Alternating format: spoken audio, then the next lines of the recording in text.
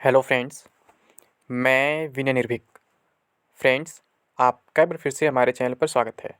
तो friends, RRB latest official notice 2023, कोई zone super fast तो कोई पैसेंजर क्यों। जी हाँ फ्रेंड्स, आप लोग यही कंपैरिजन कर रहे हैं, चाहे आरआरबी के मामले में या फिर आरआरसी के मामले में। ठीक है। और पहले मैं आपको बता दूं, आरआरबी और आरआरसी में बहुत डिफरेंस होता है। कुछ लोग क्या करते हैं, कंबाइन कर देते हैं। अगर कोई आरआरबी हमेशा काम लेट करता है तो उसे आरआरसी से भी जोड़ के देख ले रहे हैं। ठीक है, तो ऐसा आपको नहीं करना है। आरआरबी और आरआरसी में बहुत ज़्यादा डिफरेंस होता है, ये बात आप क्लियर कर लीजिए। ठीक है। आरआरसी का आरआरबी से कोई लेना देना नहीं है और आरआरबी का आरआरसी से कोई लेना देना नहीं है। अगर हम एनटीपीसी वैकेंसी की बात करें तो ये टोटली जो है आरआरबी के थ्रू होता है। और अगर हम ग्रुप डी वैकेंसी की बात करें तो इसका रिटन एग्ज़ाम और रिटन एग्ज़ाम का रिज़ल्ट जो होता है केवल आरआरबी के थ्रू होता है। बाकी उसके बाद का सारा प्रोसेस आरआरसी के थ्रू होता है। ठीक है।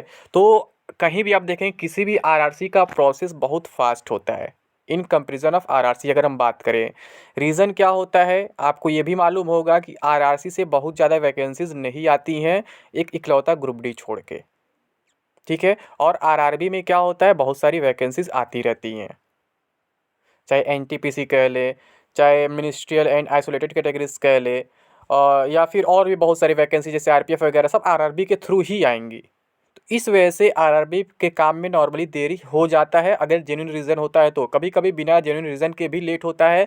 लेट होने का रीज़न होता है करप्शन, जैसा कि अभी तक गोरखपुर में होता आया है। लेकिन अब गोरखपुर में काफ़ी सुधार हो चुका है, न्यू चेयरमैन आ चुके हैं। ठीक है। अगर हम ऑफिशियल न्यूज़ की बात करें तो कहा यह जा रहा है कि न्यू चेयरमैन जो है 30 नवंबर को ही ज्वाइन कर लिए थे, जिनका नाम है नूरुद्दीन अंसारी। ठीक है। लेकिन अगर हम इंटरनल रियल न्यूज़ की बात करें तो बस 30 नवंबर दिखाया गया है, वो ऑफिस में 30 नवंबर को रिपोर्ट नहीं किए हैं। उनका काम आई थिंक 10 या 15 दिसंबर के आसपास स्टार्ट हुआ है। ठीक है। इस वजह से एनटीपीसी के टाइपिंग रिजल्ट में भी देरी हुआ है। और जब टाइपिंग रिजल्ट में देरी होगा तो लेवल 5 का रिजल्ट देर होगा ही होगा। और यही कारण है कि मुंबई का रिजल्ट आपको पहले देखने को मिल गया, 29 दिसंबर को ही देखने को मिल गया। और अगर हम आरआरसी के मामले की बात करें तो आरआरसी का आरआरबी से कोई लेना देना नहीं है। अगर हम देखें आरआरसी का पिछला रिकॉर्ड, तो पिछले बार क्या हुआ था, जो गोरखपुर जो बदनाम है लेट लतीफ़ी करने के लिए, तो फ्रेंड्स वो केवल रिजल्ट के लिए बदनाम है, पीईटी लेट कराने के लिए बदनाम नहीं है। आप पिछले बार का पीईटी डेट उठा करके देख लीजिए, गोरखपुर का पीईटी बहुत पहले हुआ था। ठीक है। लेकिन इस बार नहीं होगा, इसने बता ही दिया हूँ, रीज़न अभी तक नहीं मिल पाया है क्यों लेट हो रहा है। ठीक है। लेकिन मैं फिर से कह रहा हूँ, आरआरबी आरआरसी को एक साथ कंपेयर मत करिए। गोरखपुर आरआरसी बहुत फास्ट काम करता है हमेशा, और इस बार लेट करने का कुछ जेन्युइन रीज़न है। जैसे ही वो रीज़न मुझे मिल जाएगा मैं आपको बता दूंगा। मैं तुक्का नहीं लगाऊंगा कि इस रीज़न की वजह से हो रहा है या फिर उस रीज़न की वजह से हो रहा है। मैं पिछले वीडियो में बोला था शायद ठंडी का रीज़न है। अगर ठंडी का रीज़न होगा तो बाकी जो नॉर्थ इंडिया के जोन हैं उनका भी डेट अभी नहीं आएगा। वैसे एक दो के जोन के मतलब डेट आ भी गए हैं। ठीक है। तो ठंडी का रीज़न ज़्यादा सूटेबल नहीं लग रहा है। बट जो भी इन्फॉर्मेशन निकलेगा मैं आपको ज़रूर इन्फॉर्म करूँगा। लेकिन अभी आप लोग इंजरी से बचिए फ्रेंड्स। बहुत से लोग मतलब कि हमारे ऐप पे आ रहे हैं, जब डॉक्टर के यहाँ झेल ले रहे हैं, गलत दवा ले लेता हमारे पास आ रहे हैं कि हम कौन सा ट्रीटमेंट करें, कौन सा दवा ले।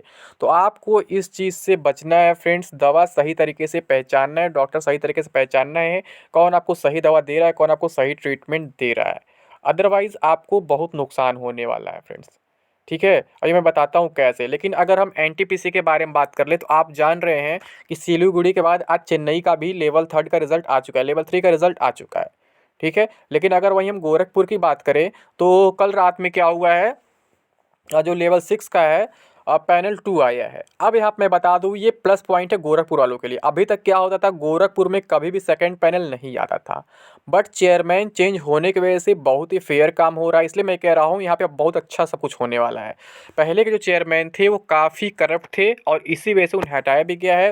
वो कभी सेकेंड लिस्ट जारी नहीं करते थे, बट पहली बार गोरखपुर में सेकेंड लिस्ट जारी हुआ है 19 कैंडिडेट्स का। ये बहुत बड़ी बात है और इसका फ़ायदा आपको हर जगह देखने को मिलेगा।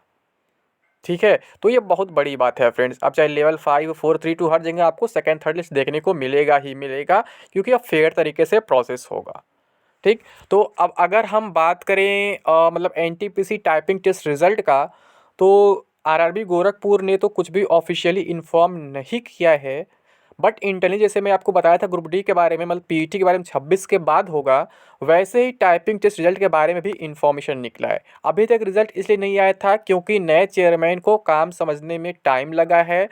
उन्हें बहुत कुछ जांच पड़ताल करना पड़ा है, कहाँ कहाँ करप्शन हुआ था और कहाँ कहाँ प्रेजेंट वैकेंसी में करप्शन दिख रहा है। क्योंकि मैंने बोला ना, बस बोला गया न्यूज़ में कि 30 नवंबर को ज्वाइन कर लिए थे नूरुद्दीन अंसारी, बट ज्वाइन नहीं किए, तो ज्वाइन किए 15-20 के आसपास, कुछ डेट याद नहीं रहता, 10 या 15 शायद। ठीक है, तो उनको टाइम लगा है और वो काफ़ी अच्छा वर्क कर रहे हैं। तो जो भी इंटरनल इन्फॉर्मेशन मिला है, मुझे यही पता चला है कि आपका जो टाइपिंग टेस्ट का रिजल्ट है वो आपका नेक्स्ट वीक में आ जाएगा। अब नेक्स्ट वीक में किस डेट को आएगा ये नहीं मालूम है, बट फिर भी आप कह सकते हैं अगर आज 5 है तो आई थिंक 12-13 के आसपास जो है, या फिर उससे बहुत पहले भी, मतलब कि आपका टाइपिंग टेस्ट रिजल्ट आ जाएगा। मैं आपको मैक्सिमम डेट बता रहा हूँ।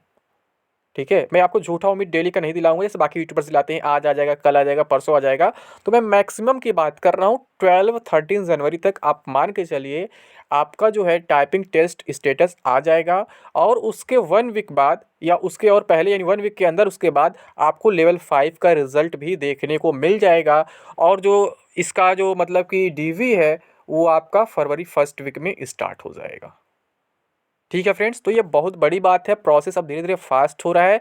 चेयरमैन न रहने को इतना प्रॉब्लम हुआ है। और अभी एक प्रॉब्लम और है कि गोरखपुर का आरआरबी का साइट अभी वर्क नहीं कर रहा है, तो सारा काम यहाँ से हो रहा है, फिर अपलोड करने के लिए इलाहाबाद को दिया जा रहा है। इलाहाबाद को देने का मतलब ये नहीं कि गोरखपुर का चेयरमैन नहीं है, चेयरमैन तो आ चुके हैं, वर्क कर रहे हैं, बट यहाँ का साइट अभी जो है वर्क नहीं कर रहा है। आरआरबी वाला, आरआरसी तो सही है, ठीक है, तो अभी वर्क नहीं कर रहा है। इस वजह से सारा प्रोसेस जो हो रहा है वो कहाँ से हो रहा है, इलाहाबाद को भेजा जा रहा है, आरआरबी इलाहाबाद पे अपलोड किया जा रहा है। बहुत से लोग पीटी शेड्यूल का इंतजार कर रहे हैं इलाहाबाद देगा, ऐसा नहीं है, वो आरआरसी पे आने की पूरी उम्मीद है।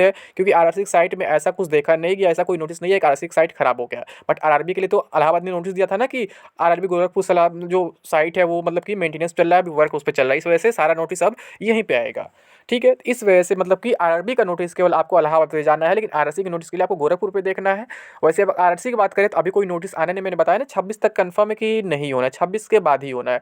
अब 26 के बाद कब होना है, किस रीजन से इतना लेट हो रहा है, मैं कुछ नहीं कह सकता हूँ। मैं फिर से कह रहा हूँ, पिछले बार आरआरसी गोरखपुर का पीईटी लेट नहीं हुआ था, ये फर्स्ट टाइम इतना लेट हो रहा है। ठीक है, नहीं तो कुछ लोग ये भी कह सकते हैं कि तुक्का मार रहा है क्योंकि गोरखपुर हमेशा लेट रहता है, तो ऐसा कुछ नहीं है। पिछले बार का डेट आप चेक कर सकते हैं, गुवाहाटी से पहले हुआ था और जोन से भी इसका पहले हुआ था। बट इस बार लेट होने का कुछ जेन्युइन रीज़न है, जैसे रीज़न मुझे मिलेगा मैं आपको इन्फॉर्म कर दूंगा।